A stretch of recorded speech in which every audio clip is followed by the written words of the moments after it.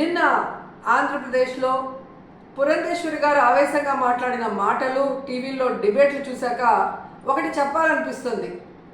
అమ్మ పురంధేశ్వరి గారు, బావ కళ్ళల్లో ఆనందం చూడటం కంటే భక్తుల కళ్ళల్లో ఆనందం చూడటానికి ప్రయత్నించమని కోరుకుంటున్నాను. ఎందుకంటే ఈరోజు కూటమి ప్రభుత్వానికి చెందిన లాయరు సుప్రీంకోర్టులో కోర్టు అడిగిన ఏ ఒక్క దానికి కూడా సమాధానం చెప్పలేకపోవటం వల్లే సుప్రీంకోర్టు ఇంత సెన్సిటివ్ అయిన విషయాన్ని సీఎంగా ఉండి ఎటువంటి ఆధారాలు లేకుండా ఎలా మాట్లాడతారు అంటే, సీఎం ఏదైనా మాట్లాడచ్చు, ప్రజల చేత గెలిపించబడిన వాళ్ళు మాట్లాడకూడదా అని మీరు మాట్లాడటం నిజంగా చాలా సిగ్గుచేటు. ఎందుకంటే ఈరోజు మీరు చంద్రబాబు నాయుడు, లోకేష్, పవన్ కళ్యాణ్ ఎలాగైతే రోడ్ల మీద ప్రెస్ మీట్లు పెట్టి మాట్లాడుతున్నారో అవే మాటలు ఎందుకు మీరు కోర్టులో మాట్లాడలేకపోయారు? సో ఈరోజు ప్రజలు గమనిస్తూ ఉన్నారు.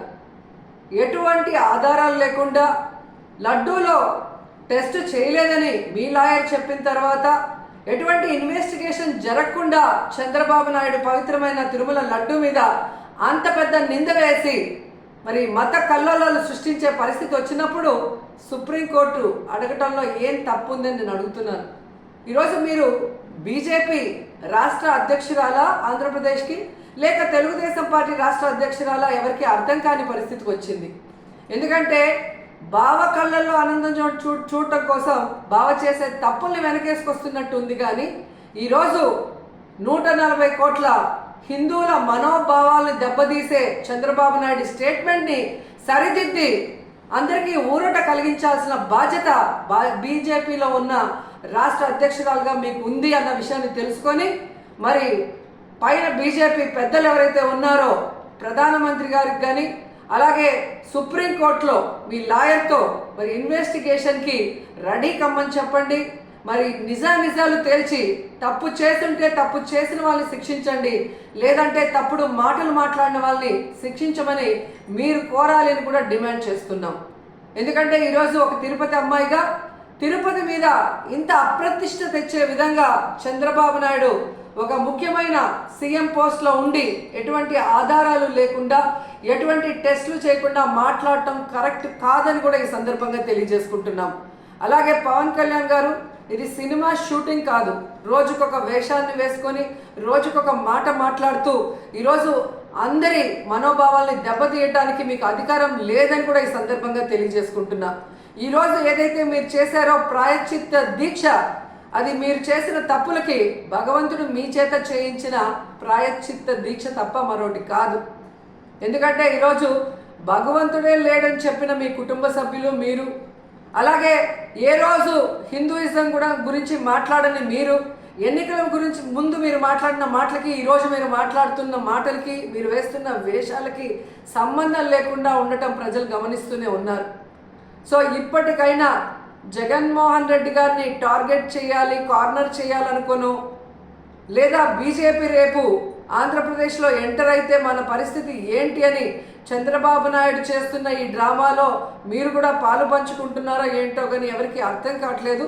కానీ పవిత్రమైన శ్రీవారి లడ్డూని ఈ విధంగా అపవిత్రం చేసే విధంగా మీరు మాట్లాడటాన్ని మేము ఖండిస్తున్నాం.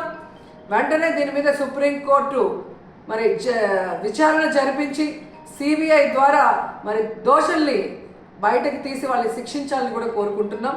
అలాగే ఇందులో మరొక విషయం ఉంది.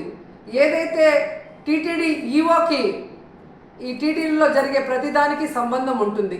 ఆయన ఈఓ అయిన తర్వాత వచ్చిన ట్యాంకర్లలో మరి బాగున్న ట్యాంకర్ని లోపలికి పంపించి అన్లోడ్ చేశాం.